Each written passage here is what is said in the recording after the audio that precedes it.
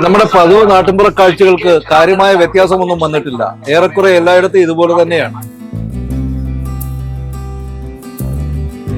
എന്നാൽ നാട്ടിൻപുറങ്ങളും നഗരങ്ങളും കാര്യമായി മാറിയിട്ടുണ്ട്.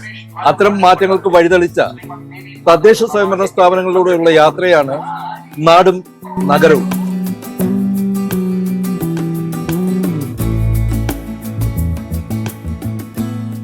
വാമനപുരം ബ്ലോക്ക് പഞ്ചായത്തിലെത്തിയപ്പോൾ അവിടെ ഗ്രാമക്കോടതി നടക്കുകയാണ്.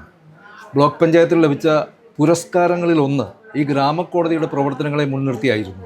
മഴ പെയ്യുന്ന സമയത്ത് അൽക്കേഷ്യരെ വീട്ടിന്റെ മണ്ടയിലാണോ അത്? അല്ല, നടക്കുന്ന വഴിയല്ലേ ഈ മരം എത്ര മാറിയാ നിൽക്കുന്നത്? 10-15 മീറ്റർ മാറിയല്ലേ നിൽക്കുന്നത്? വീടിന്റെ അതിർത്തിയിൽ നിൽക്കുന്ന ഒരു മരത്തെക്കുറിച്ചുള്ള തർക്കമായിരുന്നു ഇവിടെ. പരാതിക്കാരി പറയുന്നത് ദൂരെ നിൽക്കുന്ന മരമാണെങ്കിലും അതിൻ്റെ കരിയിലെ റോഡിൽ വീണ് പ്രശ്നമുണ്ടാകുന്നുവെന്നാണ്. വക്കീൽ ചോദിക്കുന്നത് മരം വീടിന് മുന്നിലേക്ക് ചാഞ്ഞില്ലെങ്കിൽ പിന്നെ എന്താണ് പ്രശ്നമെന്നാണ്.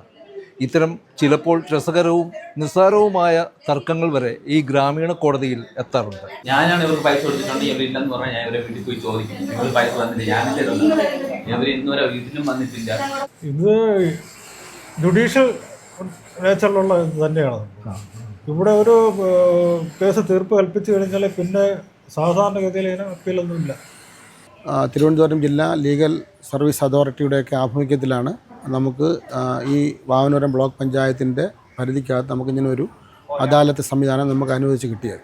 സമയവും കക്ഷികൾക്ക് ലാഭം, അവർക്ക് വലിയ സാമ്പത്തിക ചെലവും വരുന്നില്ല. എന്നാൽ ഇതുവഴി ഉണ്ടാകുന്ന വിധിന്യായങ്ങൾക്ക് മറ്റ് കോടതിയുടെ വിധിയുടെ അതേ പിന്നെ പ്രാബല്യവും കിട്ടുന്ന ഒരവസ്ഥയാണ് ഇതുമായി ബന്ധപ്പെട്ട് വന്നുകൊണ്ടിരിക്കുന്നത്. നമ്മുടെ ഈ പദ്ധതി വളരെ നമ്മുടെ ഈ ജനങ്ങൾക്ക് ഏറ്റവും കൂടുതൽ ഉപയോഗപ്രദമായതുകൊണ്ട് വളരെ വിജയകരമായി നടപ്പിലാക്കുന്നത് കൊണ്ട് ഒരു അവാർഡ് നമുക്ക് തന്നതാണ്. മാഡം ഇത് നോക്കിയിട്ട് പറയാം മാഡം, ഇവർ 2001 ഇത് പൊളിച്ച് കെട്ടിത്തരണമെന്ന് പറഞ്ഞു. തഹസീൽദാർ വന്ന് നിന്ന് എനിക്ക് പൈസ വേണോ അതിന്? പിന്നെ അല്ലാതെ ഇവര് പറയുമ്പോൾ എനിക്ക് ആരും സഹകരിക്കേണ്ട. അതിന് എന്റെ വഴി കെട്ടണേനോ,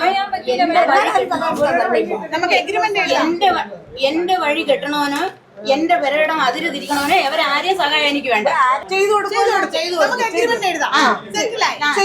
പിന്നെ അദാലത്തിന്റെ പ്രത്യേകത നമ്മള് എന്താണ്, അമിക്കബിൾ സെറ്റിൽമെന്റ്. ഒരു മേശയ്ക്ക് കീഴിൽ അപ്പുറവും ഇപ്പുറവും ഇരുന്നുകൊണ്ട് പരമാവധി നമുക്ക് അതായത് കോംപ്രമൈസ് ചെയ്തുകൊണ്ട് മ്യൂച്വൽ അണ്ടർസ്റ്റാൻഡിങ്ങിലൂടെ ഈ കേസുകൾ ഒരുപാടെണ്ണം തീർന്നു പോരുന്നുണ്ട്. മനുഷ്യനുള്ളിടത്തോളം വ്യവഹാരങ്ങളുണ്ടാകും, വ്യവഹാരങ്ങളുള്ളിടത്തോളം കോടതികളും. ഇവിടെ ഗ്രാമീണ കോടതിയിലെ വ്യവഹാരങ്ങൾ അവസാനിക്കുന്നില്ല.